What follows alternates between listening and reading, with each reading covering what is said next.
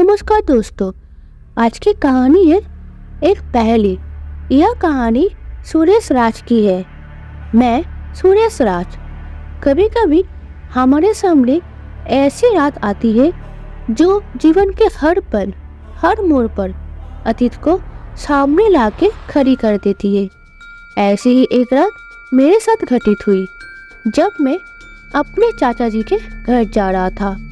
उस रात बहुत तेज आंधी आई, मानो जैसे कोई अद्भुत घटना का इंतजार कर रही हो।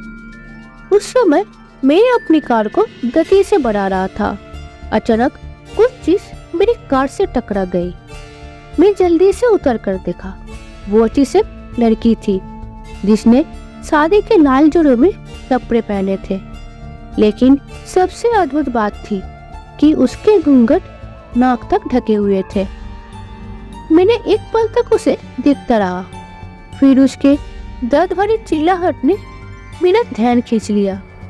मैंने उससे पूछा कि क्या उसको जोर से चोट लगी है। उसने यही कहा कि उसे इससे पहले कभी ऐसा दर्द नहीं हुआ था। तब मैंने उसे कहा कि हम किसी पास के हॉस्पिटल में जा सकते हैं। मेरी कार में बैठ गई और हम चल पड़े। जब हम आगे बढ़े, मैंने अचरज भरी निगाह से बाहर देखा तो सब कुछ शांत हो गया था।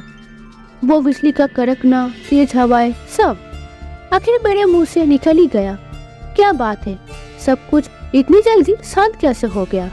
उसने दबी हुई आवाज में कहा, शायद उनका किसी के इंतजार करना खत्म हो गया हो। मेरे पास उस पल के लिए सब नहीं थे जिसका मैंने साक्षी बनाया था। फिर मैंने उसके शादी के कपड़ों को देखकर पूछा, क्या लड़का पसंद नहीं आया? ये आपको शादी नहीं करनी है। वो समझ गई कि मैं किसकी बात कर रहा हूँ, लेकिन उसने कोई जवाब नहीं दिया।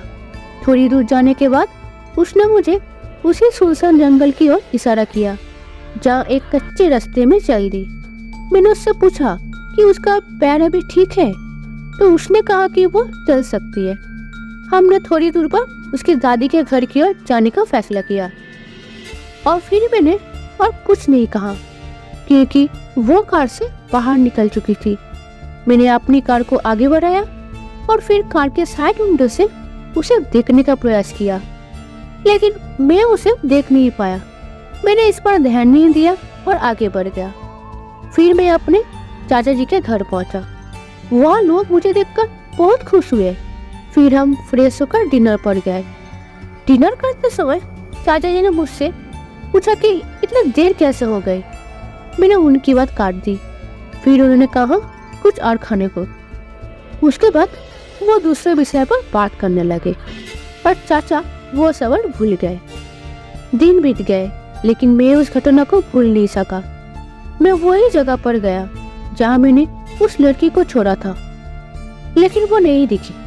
मैंने यह अपने दोस्त को बताया और उसने बताया कि उस जगह पर बहुत सारे रोड एक्सीडेंट हो चुके हैं और मैं भाग्यशाली हूँ कि मैं सलामत बाहर निकल गया।